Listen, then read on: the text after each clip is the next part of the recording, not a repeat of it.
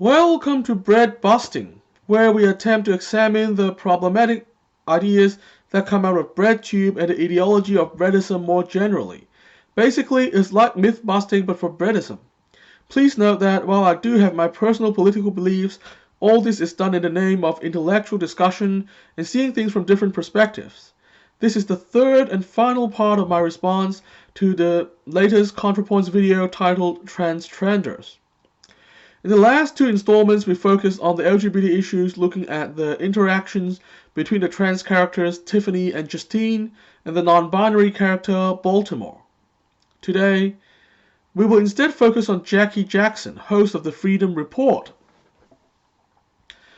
Is Jackie meant to be a classical liberal? Probably. Her show is called the Freedom Report. She talks about freedom and free speech all the time, and earlier on, she gave me some Dave Rubin vibes.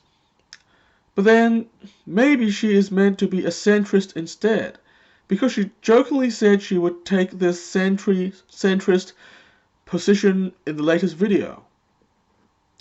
Finally, another possibility is that she has become a hardline conservative as of late, because in this most recent video, she clearly sounded more like Milo Yiannopoulos than Dave Rubin.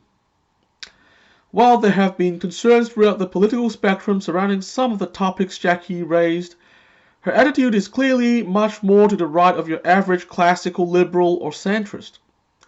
In short, Jackie Jackson appears to have a political identity crisis, and she doesn't even know what she believes.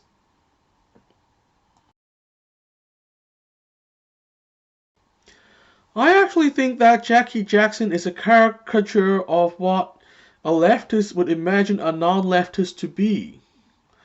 She's not specifically a centrist, a classical liberal, a libertarian, or a conservative, but a confused and unrealistic mix of all of these things.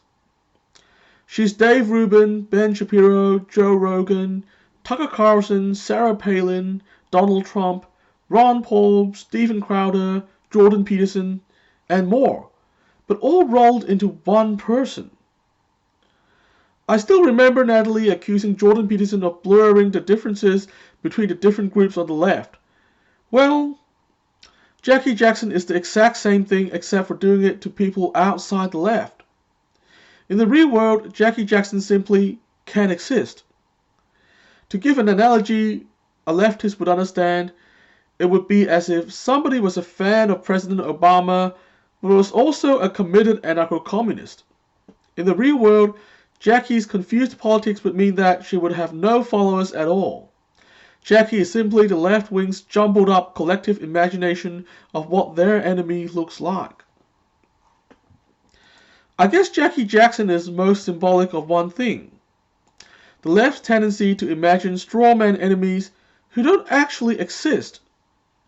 Don't get me wrong, the right does this too, for example with the whole Comrade Obama thing. But Jackie is clearly a product of the imagination of the left. In fact, as a non-leftist who is also a regular reader of many left-wing websites and publications, I have found that many leftist writers do this regularly. It often sounds like they don't get why centrist or right-leaning people hold a particular view, but rather imagine that they hold that view because they have an agenda of deliberately oppressing people. In fact, what many centrist and right-leaning people fear most is social engineering, changing society based on ivory tower-generated theories, which they fear will bring real-world disastrous consequences. Leftists never seem to address this concern.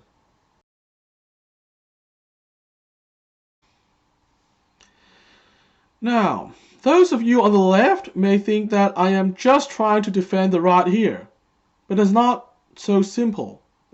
Firstly, while I consider myself neither left nor right but simply classical liberal, I do believe in fostering a more unified anti-establishment movement that is inclusive of people from all over the political spectrum. I believe we need to do more to counter establishment power if we are to bring back classical liberal values as they were actually defined by people like John Locke. When the establishment controls everything, so-called immediate libertarianism just allows them to control even more, and I can't pretend that's not true. Therefore, while I don't agree with Western Marxism or Breadism in general, I do count leftists as allies when it comes to critiquing the establishment. I mean, if I had a show like the Rubin Report, I would happily invite both left-wing and right-wing people to come on.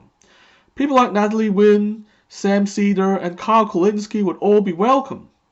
In fact, I already listen to all of them on a regular basis. The thing is, if we are to build a united front against the establishment, we must go beyond the establishment's most potent weapon to divide us, that is, the culture wars. I mean, I talk about culture and beliefs all the time, and it's certainly okay to disagree with people, but one thing we need to be able to do is to be respectful of people we disagree with. A good place to start would be to stop misrepresenting others. Again, this critique isn't just for the left. In the past, I've also criticized Jordan Peterson for some of his mischaracterization of progressives. Conservatives, centrists, and classical liberals are also fundamentally different in many ways. In particular, they have different attitudes to proposed civil rights reforms. Conservatives often justify their blanket opposition to proposed civil rights reforms based on fears about some kind of social engineering agenda. On the other hand, centrists and liberals generally hear all sides of the debate and make their case for a cautious version of the reform by pointing out that it wouldn't lead to enabling the social engineering agenda. The gay marriage debate had plenty of this dynamic. For example, the pro-gay marriage side won by simply convincing most people there's no sinister social engineering plot behind it. As a result of that debate, people like Dave Rubin are happily enjoying the newly won civil right, while people like Ben Shapiro grudgingly admit that the sky hasn't fallen in after all. Leftist commentary seems to ignore all this and imagine all non-leftists to be a uniform block of reactionary people who literally want to oppress other people.